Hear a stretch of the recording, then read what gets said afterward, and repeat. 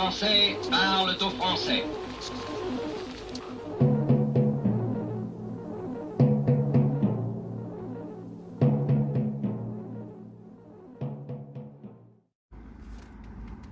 Bonjour à tous, ravi de vous retrouver. Nous sommes samedi 24, oui. J'ai quelque chose de prévu ce soir, de très important, je vous en parlerai la prochaine fois. Les vidéos de la semaine, il y a déjà, j'ai un ami qui est allé au conseil, à un conseil municipal, un conseil d'arrondissement comme on dit. Qu'est-ce qu'on vous sort? 1000 mineurs non accompagnés sur Lyon, coût de gestion de ce mineur, 50 000 € par an. Voilà, vous allez comprendre. Je reviens sur la prestation lamentable de Miss Schiappa, qui n'était au courant de rien, qui n'a rien vu, qui est juste ministre pour encaisser le salaire, mais qui n'est responsable ni coupable. Bref. On va revenir sur l'appel du 18 juin et vous verrez tout ce qui nous oppose entre De Gaulle et Macron. Ça va être vite vu. Enfin, il y en a tellement. Ça, c'est une chose. L'agression de Bordeaux, alors j'ai été censuré par TikTok, mais en une journée, j'avais déjà dû faire plus de 20 000 vues en montrant les images non floutées de la pauvre mamie et de sa petite fille. Un petit duo sur les escrocs de Bruxelles. Vous savez, quand Bruxelles donne 320 millions d'euros à une entreprise gérée par le mari de Ursula, et que cette entreprise n'a pas encore été active, hein, un bilan à 0, c'est incroyable. Et les gens vous disent, ah mais je savais pas que c'était son mari. Il s'appelle Van der Leyen, mais bon, bref. Et puis, je reviens sur un fait divers qui est passé complètement inaperçu. Il y a un peu plus de 2 mois, un caméraman de TF1 a été agressé par un migrant, un SDF algérien, et qui l'a fracassé. Il est resté 2 mois dans le coma. Et puis, la semaine dernière, il est mort, bien entendu, au bout d'un moment. Voilà, tout simplement, dans un grand silence. Je crois que TF1 n'en a pas parlé, ni LCI, sa filiale. Quelques entrefilets dans le Parisien, d'après ce qu'on m'a dit, mais voilà. Comme quoi, vous vous baladez tranquillement, vous avez 50 et quelques années, et puis,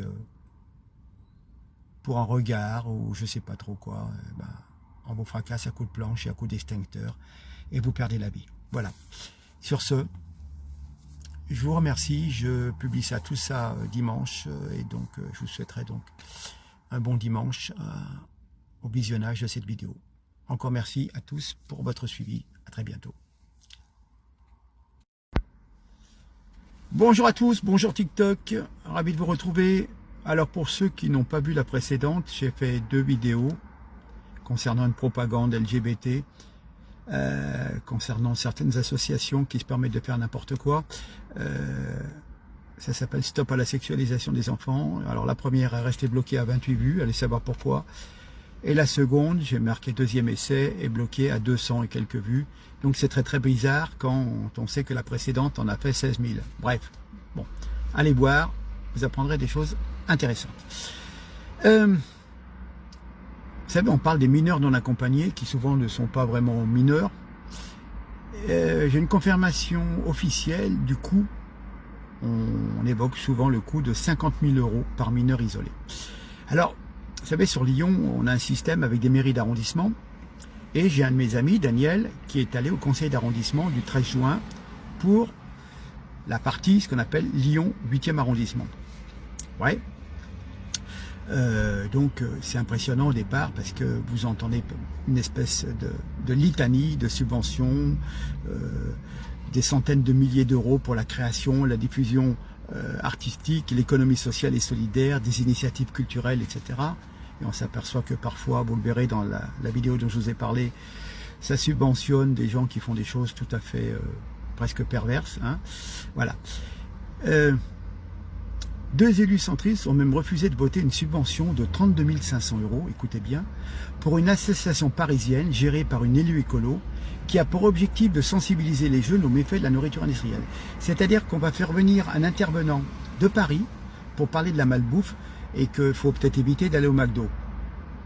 Voilà, hein, mais bon, c'est une copine écolo, quand on sait que la mairie est écologie aussi, de gauche, bref. Alors, le maire, Olivier Berzane, a parlé donc de la prise en charge par la métropole de Lyon, il y aurait 1000 mineurs non accompagnés à 50 000 € de coût annuel par mineur. Cela fait donc un beau pactole, voilà. Hein. Mais ça leur pose pas de problème, hein, tout cet argent comme ça qui s'évapore avec des gens qui souvent ne sont pas mineurs d'ailleurs, hein, et qui font des gangs, du vol à l'arraché, du trafic, etc. etc. Voilà. Bon, bref. Vous savez ce qu'il en est, notamment aussi à Paris, quand on voit des tas de bandes dans les métros, etc. Bref. Mais le maire de ce 8e arrondissement, la principale incivilité pour lui, c'est, comment dire, le stationnement sauvage. En 2 ans, il y a eu 1800 infractions routières verbalisées dans ce 8e arrondissement. Voilà. La sécurité des citoyens, peu importe. Les ponctions fiscales sur le citoyen, peu importe. Voilà, hein, la France, terre d'asile. Puis cette majorité municipale, et pour l'ensemble de la métropole, ils sont en train de tout casser à Lyon, de tout fermer les voies d'accès rapide. C'est la chasse à la voiture, c'est l'alpha et l'oméga d'une bonne partie de la politique de ces gens-là, sans prendre en compte la réalité des besoins des habitants. Il y a une grande avenue, assez commerçante, qui s'appelle l'avenue des Frères Lumière. Donc il y a chaque année des événements à l'Institut Lumière, hein, ce sont eux qui ont inventé le cinéma. Eh ben, on va supprimer 75 places de stationnement, alors que c'est une artère très très commerçante et on a besoin de se garer, d'aller dans telle boutique spécialisée, telle charcuterie, telle boucherie, chocolaterie, etc., etc., supermarché, vous voyez. Ben non, voilà. Les habitants donc d'un secteur de ce 8e arrondissement ont même créé un collectif citoyen qui s'oppose à un projet d'urbanisme de la métropole pour piétoniser un maximum pendant 2 ans, avec 2 ans de travaux qui vont empêcher l'accès au commerce, créer des embouteillages et de la pollution, et qui à terme vont mettre en péril 130 emplois. Voilà. Hein. Donc il faut absolument soutenir les habitants de ce quartier qui s'appelle Montplaisir. Oui, l'écologie, oui, dans les grands principes, mais pas au détriment du social, de l'économie, de l'emploi. Voilà. Alors, il faut comprendre que ces gens-là, c'est une secte. C'est une secte. Installer des éoliennes partout, donc couler des centaines de tonnes de béton pour des choses qui sont polluantes. Elles sont polluantes en elles-mêmes, même si elles dégagent de l'énergie soi-disant non polluante. Mais c'est la folie, c'est la folie. Casser les voies d'accès, tout. Par contre, évidemment. D'ailleurs, c'est Annecy, pareil, le maire d'Annecy se vantait d'être un refuge contre le fascisme, comme l'extrême droite, oui, et puis quand on se balade dans son parc, on se fait poignarder. Il faudra choisir un jour. Hein. D'abord, c'est la sécurité pour les gens qui ne demandent rien d'autre que pouvoir circuler paisiblement, sans se faire agresser, sans se faire racketter, sans se faire casser la gueule. Et encore, quand tu ne fais que casser la gueule, c'est déjà une chose. Bref, voilà. Bon, vous avez à peu près une idée, et j'ose espérer qu'on arrivera à faire l'unanimité à Lyon pour virer pour les prochaines élections municipales ces utopistes qui ne représentent pas une vraie écologie citoyenne. Voilà. Allez, en tous les cas, je vous laisse, mais retenez ce chiffre, hein, on accueille des dizaines de milliers de mineurs non accompagnés en France, c'est 50 000 € par mineur. Et en plus, impossible de savoir vraiment s'ils sont mineurs, puisque vous savez qu'il y a une reconnaissance au niveau des radios des os, et on peut savoir à peu près l'âge de ce mineur. Mais le mineur refuse de se laisser radiographier, et du coup, donc s'il refuse, c'est qu'il est de mauvaise foi, c'est qu'il a plutôt 21 ans que 17. Hein, et on continue à lui verser et à le prendre en charge. Non, tu refuses la vérification de ta minorité, on te coupe toutes tes aides et tu te retrouves dans la rue. Non, voilà, on est tellement laxiste que ah non, je ne veux pas me faire radiographier, et puis comme ça je continue à toucher l'argent. Après vous étonnez qu'il n'y a pas d'argent pour les retraites, qu'il n'y a pas d'argent pour vos remboursements de dents, pour vos remboursements de lunettes. Oui, c'est ça. C'est ça la France. Donc il faut tout faire pour changer les choses. Sur ce, je vous remercie de votre attention et je vous dis à très bientôt. Au revoir. Partagez.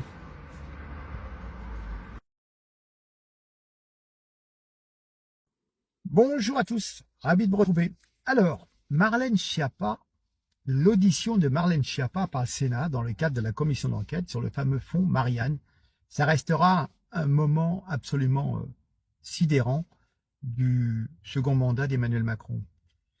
Jamais un ministre en poste, ça fait pratiquement 6 ans, n'avait produit une prestation aussi pitoyable, aussi décalée en termes de niveau, aussi révélatrice de l'incurie qui règne à la tête de l'État. Finalement, la commission sénatoriale a mis en évidence avec une implacable méticulosité le dilettantisme, oui, cynique du pouvoir.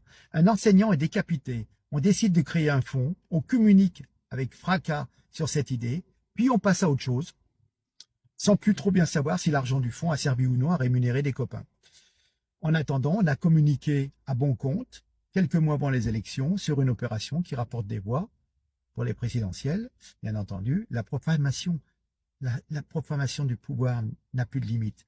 L'extrait qu'on a pu voir partout éclaire particulièrement sur ce qui fait le noyau dur du Schiappa Gate, si on peut dire. Il montre comment un événement politique majeur, tragique, sordide, en l'espace la décapitation d'un enseignant, ça fait l'objet d'une récupération politique, d'une communication cynique, puis d'un abandon en rase campagne au profit de quelques proches du pouvoir. Vous vous rendez compte que face à ce processus désastreux, la ministre n'arrive même pas à se défendre, elle est incapable d'expliquer le processus de récupération dans lequel elle s'est inscrite et dont elle a été l'un des rouages. C'est à peine si elle prend la mesure de son incompétence face au dossier. Elle ne se rappelle plus, elle ne savait pas, blablabla. Voilà. Franchement, c'est de la récupération de la part de l'équipe à Macron. En écoutant le président de la commission d'enquête et le rapporteur de cette commission, on comprend assez clairement ce qui s'est passé. Au printemps 2021, la mort de Samuel Paty donne l'occasion de créer un fonds pour financer des actions de contre-influence républicaine sur Internet, financées par l'État. C'est monté en catastrophe. Ce fonds donne finalement lieu à des versements de subventions généreuses à des gens quand même très très proches du pouvoir et très copains. La République, des copains et des coquins, on connaît déjà, on savait. Allez, à très bientôt, partagez, mais n'oubliez pas, l'équipe à Macron, ce gouvernement est pourri. Allez, au revoir.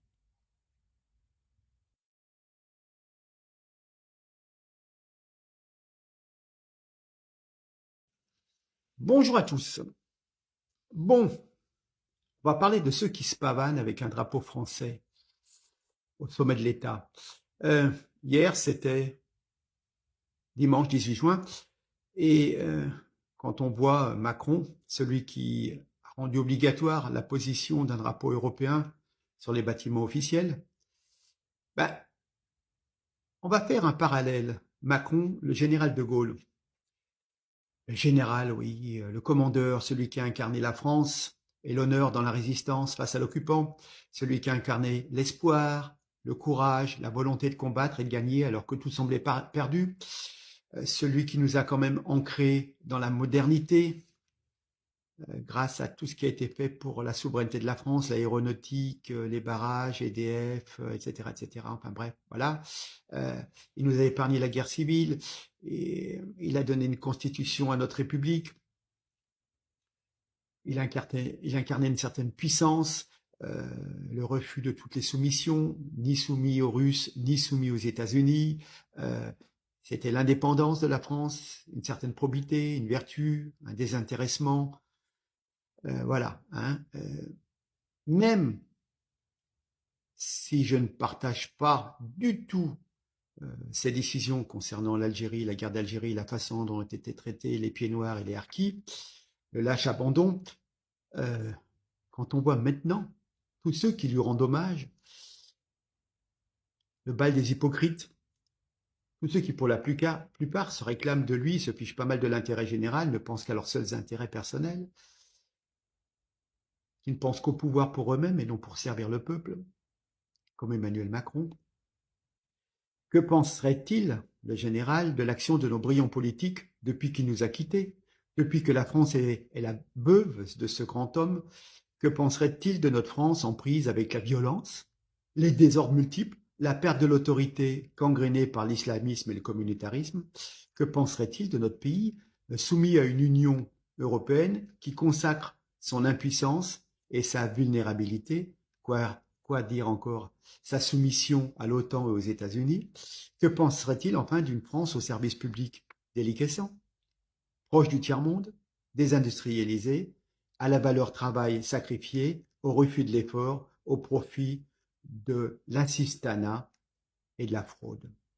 Il serait indigné, il en serait mortifié, il appellerait à nouveau à résister, à se relever, à se dresser face à toutes les lâchetés, face à toutes les soumissions, médiocrités et renoncements. Oui, il appellerait à l'effort, au travail et au courage, et donc au rebond. Je pense qu'il y a encore en France une immensité qui n'en peuvent plus, qui peuvent être animés de son esprit et de la volonté de rendre à notre pays son éclat et sa grandeur, surtout son indépendance, sa souveraineté simplement. Mais notre engagement n'est pas pour nous-mêmes, mais surtout pour ceux qui nous suivent, nos enfants, nos petits-enfants. On ne peut pas leur laisser notre pays dans cet état. Voilà ce que je voulais dire, mais franchement, on voit un grand homme, malgré tout, même s'il a fait quelques conneries, et un tout petit Macron, Micron, minable. Sur ce, partagez. Merci, à bientôt. Au revoir.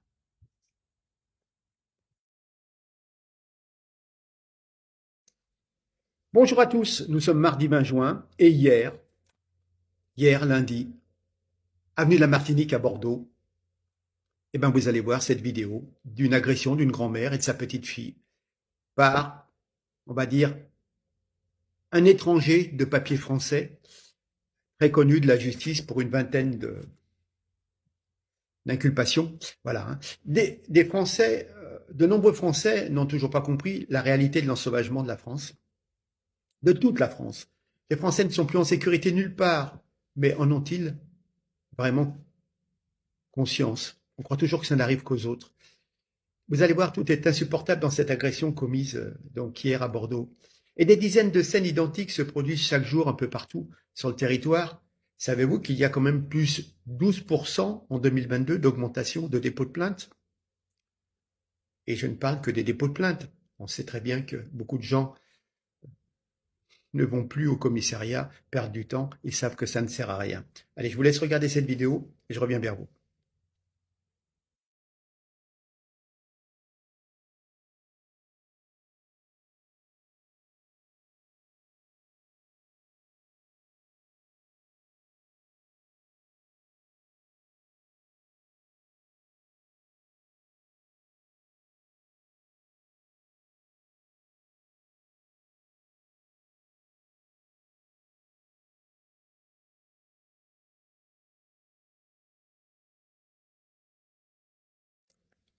Voilà, c'est devant chez soi. Hein. On ne parle pas de sortie le soir au restaurant ou à la sortie d'une boîte de nuit. C'est chez vous, des intrusions chez vous. Voilà. Avez-vous entendu parler d'une réaction de la mairie écolo ultra-gauche de Bordeaux? Que fera la justice? Est-ce que les juges seront, comme d'habitude, apitoyés par ce pauvre délinquant et, comme d'habitude, sans compassion pour les victimes? Oui, de la compassion, nous en avons envers cette dame et sa petite fille. Rendez-vous compte que, outre la douleur physique, cet impact psychologique sur l'une et l'autre, mais c'est ineffaçable. Cette pauvre gamine sera traumatisée toute sa vie. Elle a été soulevée comme un fétu de paille. Courage donc à ces deux victimes. J'espère qu'elles seront bien entourées. Oui, effectivement, mourrez tranquille, braves gens, le gouvernement et ses bouffons vous laissent voler, violer. Rappelez-vous que on a des viols sur des mamies de 93 ans maintenant. Mais oui, voilà. Hein, donc on est violé, agressé, tué en toute impunité. Et surtout, n'ayez pas la très mauvaise idée de vous défendre, car vous serez lourdement condamné. Voilà. Pourquoi notre pays est-il déclassé, ensauvagé? Pourquoi la France a-t-elle perdu son identité, sa grandeur, son âme? Non, il faut pas stigmatiser, il faut mourir sans rien dire. On fait des marches blanches et on chante l'hymne à l'amour comme à Annecy. Vous allez voir, c'est édifiant. Une petite cérémonie qu'il y a eu euh, il y a quelques jours. Écoutez, regardez comment la France combat les clandestins. Et puis, soyez prudents. Prenez soin de vous, ça n'arrive pas qu'aux autres, je vous l'ai déjà dit. Allez, à très bientôt, mais réfléchissez. Parlez-moi d'amour, redites-moi des choses tendres. Votre beau discours, mon cœur n'est pas là de l'entendre. Pourvu que toujours vous répétiez ces mots suprêmes. On vous aime. Scandale autour du mari d'Ursula von der Leyen, on avait déjà parlé dans une précédente vidéo, le mec avait en gros touché 320 millions d'euros de l'Union Européenne en trichant un peu. Et tu veux savoir la nouvelle qui vient de tomber récemment? La société qui a encaissé l'argent était inactive à l'époque du financement. Mais alors là tu vas me demander comment c'est possible? Eh bien l'Union Européenne a financé un projet de thérapie génique à l'université de Padoue en Italie, et devinez qui a été sélectionné pour y participer? Le laboratoire américain de monsieur von der Leyen, Orgenesis, et c'est là que ça devient intéressant. La branche italienne de Orgenesis, celle qui a été sélectionnée pour le projet, a été créée début 2022. Mais entre sa création et octobre 2022, la société était inactive. En gros, elle n'a pas fait un seul euro de chiffre d'affaires, pourtant elle a été sélectionnée pour un projet financé à hauteur de 320 millions d'euros d'argent public de la part de l'Union Européenne. Étonnant, hein? Tu veux savoir le plus drôle dans tout ça? C'est que l'ex-recteur de l'université de Padoue, un des responsables du projet financé par l'Union Européenne, a déclaré qu'il ne savait pas que Heiko von der Leyen était le mari d'Ursula von der Leyen. Il a dit qu'il l'avait appris après. Du coup, il n'y avait pas de conflit d'intérêt parce qu'il ne savait pas, en fait, le pauvre. Mais bon, si tu préfères laisser Ursula von der Leyen, son mari et ses super petits copains prendre ton argent pour financer leurs petites entreprises et leur train de vie, ne fais absolument rien. Sinon, clique sur le lien dans ma bio et rejoins l'Académie des Libertés. À toi de voir.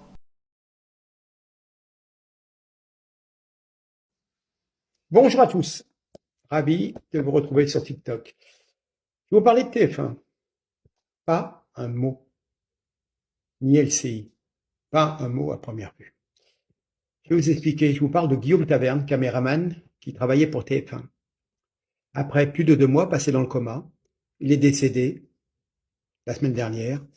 En effet, le 5 avril dernier, dans le quartier de la Gare du Nord, à Paris, cet homme était passé à tabac par un SDF avec une planche de bois trouvée sur le trottoir et un vieil extincteur. Pourquoi? On ne sait pas. C'est en effet d'une très grande violence, une très grande lâcheté. Transféré à l'hôpital avec un grave traumatisme crânien, il a été placé dans le coma. Et puis, de son côté, avant l'arrivée de secours, l'agresseur avait, lui, quitté les lieux après étude des images de vidéosurveillance. Un homme de 27 ans a été interpellé par les forces de l'ordre. Il a été mis en examen pour tentative de meurtre. Ce monsieur, Guillaume Taverne, vivait à Paris avec sa compagne. Il avait une fille âgée de 15 ans. Ben oui, voilà. Et maintenant, on a su que il est mort il y a quelques jours. Donc, je vous explique. Passé à tabac par un SDF algérien, avec une planche de bois trouvée sur le trottoir et un vieil extincteur. Silence total du système, même pas 30 secondes sur TF1. le système, les institutions. Voilà. Une chape de plomb est en train de s'abattre sur la France. Il ne faut surtout pas stigmatiser la menace, la violence et les crimes qui viennent de l'étranger. Il faut la subir et mourir sans rien dire, sans réagir et sans résister. Les Français sont accusés de vouloir s'indigner alors qu'ils sont pourtant innocents. Le seul droit résiduel des Français dans notre pays qui agonise consiste à des marches blanches, des dépôts de gerbes, des bougies et désormais des hymnes à l'amour. Voilà. La France capitule, elle laisse filer son destin. Tout ce qu'on est capable de faire, c'est des marches et des dépôts de fleurs. Bref, c'est une incitation à la violence de la part de certaines personnes qui n'ont rien à faire sur le sol français et qui se sentent encouragées par le laxisme des autorités. À tous les niveaux, dans les écoles, le harcèlement des femmes, le harcèlement des personnes âgées, le viol des mémés de 93 ans, enfin bref, partout. Voilà. La France capitule. Sur ce, bonne réflexion. Et un jour, il faudra peut-être bouger. Au revoir, merci, partagez.